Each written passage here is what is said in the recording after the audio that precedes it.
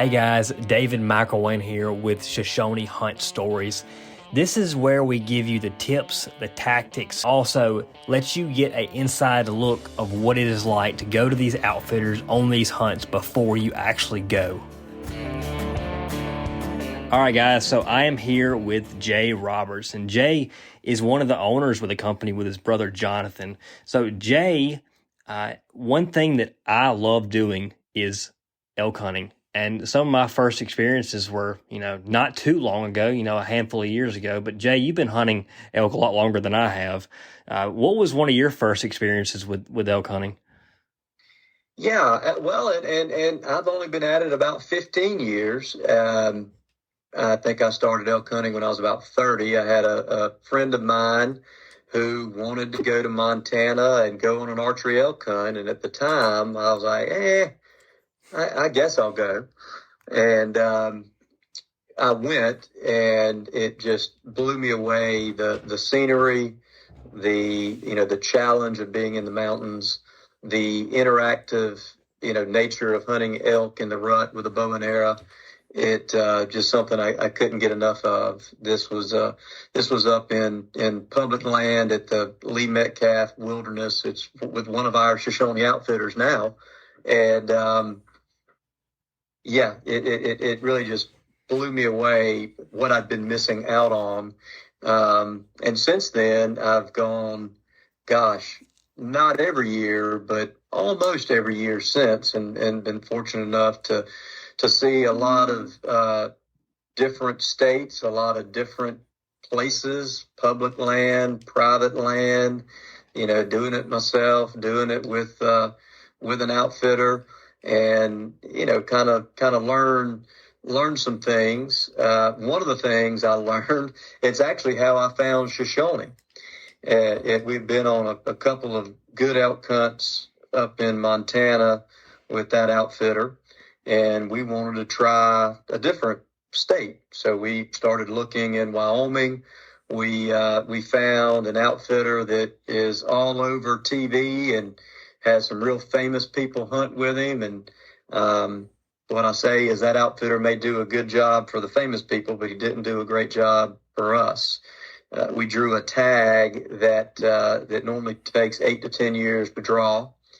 We got there and we were hunting 2-on-1. My brother and our guide was a great guide, but he didn't know the area.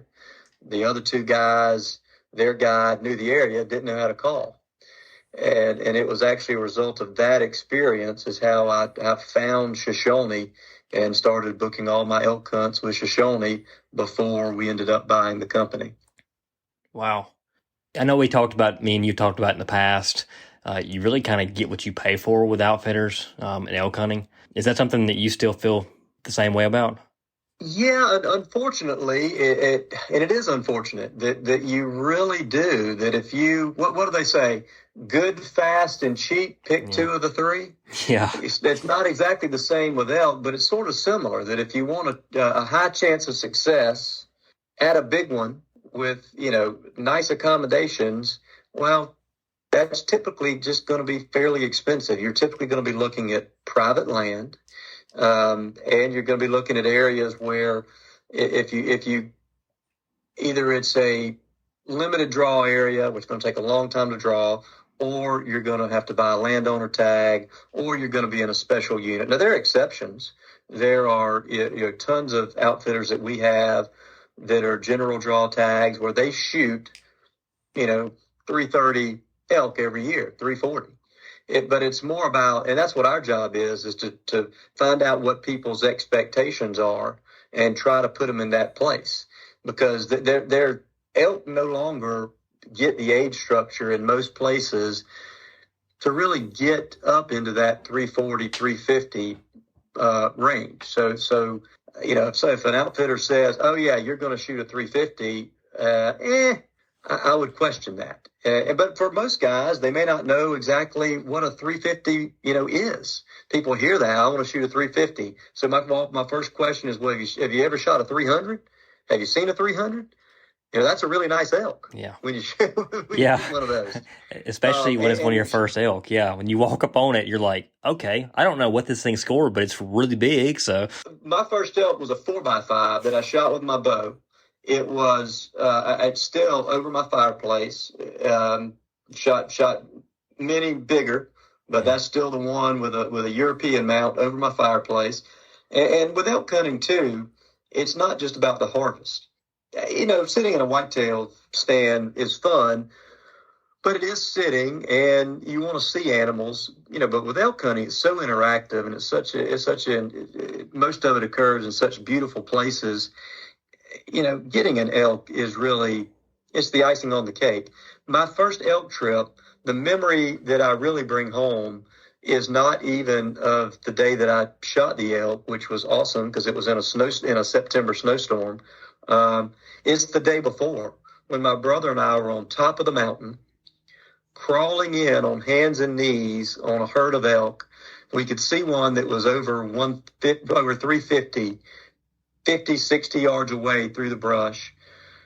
We got up to the edge of the brush. We're trying to maneuver to get a shot. Finally, one of the cows busts us, and they take off down the mountain, in the snow. And that is burned into my mind. And that's what elk hunting is about. It's about the memories, not just about the harvest. And so if you can't appreciate the chase and the scenery, bringing home an elk is the bonus.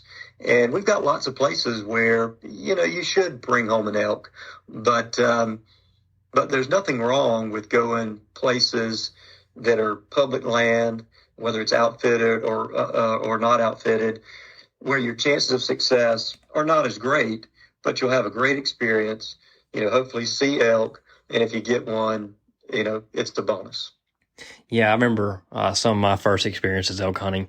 That it's just compared to whitetail hunting and some of the other stuff, it's like all encompassing. I remember walking up the mountain and just the smells of the aspens and ravens flying over you and the wind coming through the trees, and you're walking through rivers, and it's just an adventure that everybody needs to see at least one time in their life.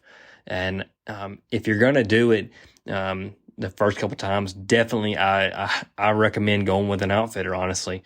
And I feel like also elk hunting, and you can speak on this a lot as well, but I feel like elk hunting it's a lot about your mindset. Sometimes elk hunting's hard. I mean, like going up the mountains every day and you have to do it every day. It can be a lot for a lot of people. So you have to go into it with a mindset of, okay, I'm going to work hard, but I trust the guide is going to get me into a spot where we're gonna get a shot at an elk. Well, you're right. It's that's why we really try to find out what guys are interested in. Do you want to be out on the mountain all day? Do you want to hike? Do you want to use horses? What's your perfect trip? Because they're all different. A lot of private land hunts, you go out in the morning, and if you don't get, and I'm speaking primarily for archery hunting because that's the only kind I do. You go out in the morning, if you don't hear the elk bugling, you don't get on one, you might be back at the house at 10 o'clock. But you're doing that because it's going to make your afternoon better. It's going to make your next day better. And if you're just walking around all day, then you may be doing more harm than good. Where if you're out in the wilderness, public land hunting, then you may stay out all day just because you have to. And it runs the gamut. I'll give you a couple of experiences I had. I took my son, who was 15 at the time, to one of our outfitters in Utah last year, and I probably ruined him because his experience was too good. I started out, public land. If you got a shot at, one or two opportunities at an elk in a week with a bow and arrow, that's good. And that would be typical. If you get one or two chances, that's about what you can expect. So Jack hunted 1 hour. He shot the sixth 6-point that he saw. Wow. And it scored 308. And I told him when he got done, I said, son, that's not supposed to be how that goes. Yeah, you have to. You've got a tall task ahead of you, topping that one. Yeah, for sure. And then I think you saw some of the videos from this year. That was probably the best elk hunt I've ever been on. We had 6 guys there in northern Utah. It's on a CWMU property. And, that particular property has so many elk on it that you're not looking at 1 or 2 chances a week. You're looking more at 3 and 4 chances a day. We had 6 guys, 6 for 6, and I tagged out the first morning, which was the second hunt, but went and spent the rest of the time filming one of my friends, and just the encounters were unbelievable. So there are those places out there where you can have those kind of hunts, and that's really what we're here for, is that to know the difference and to be able to tell somebody reasonably what to expect. To say, all right, it's going to be a lot of hiking, tough mountainous terrain. Here are the opportunities, percentages, and with a bow and arrow, frankly, 25% or more on opportunity is kind of normal. That's a good hunt where 25% of the people get an elk, and you can up that on certain places. But that's really what we're here for, is to find out, what somebody's looking for, what's their budget, and then based on our experience and knowledge of these, various outfitters and places, really whether that's going to, fit their goals. And if they're looking for that place where it's, not an if, but a how big, well, those places are out there too. Yeah, it's all about going into it with the right mindset. Jay, I really appreciate you sitting down with me today. I've got the elk itch right now for sure, and it's application season and it's planning season for people going out west. So I really appreciate you sitting down with me today, and I guess we will have a trip, me and you together, coming along to film you in Argentina. So I'm pretty excited about it. But it should be great. Oh my gosh, I've growing up in the South, and I've experienced a lot of places in the U.S., but international is something that I have not experienced that much yet. So, but I'm glad to be going with you and to one of our outfitters. So it should be an exciting time. But Jay, I really appreciate you sitting down with me today, and I guess I will talk to you before we go to Argentina. All right, David. Thank you, buddy. All right, guys. Well, there's your hunt story of the week. I want to say thank you for listening along, but if you want to hear more about these hunts, you can book a consultation online and talk to one of our guys. But we also have a weekly newsletter that comes out with the Shoshone featured hunts, but then also the cancellation hunts, if there is any. They will be on that newsletter. So once again, I want to say thank you for listening, and I will catch you on the next hunt story.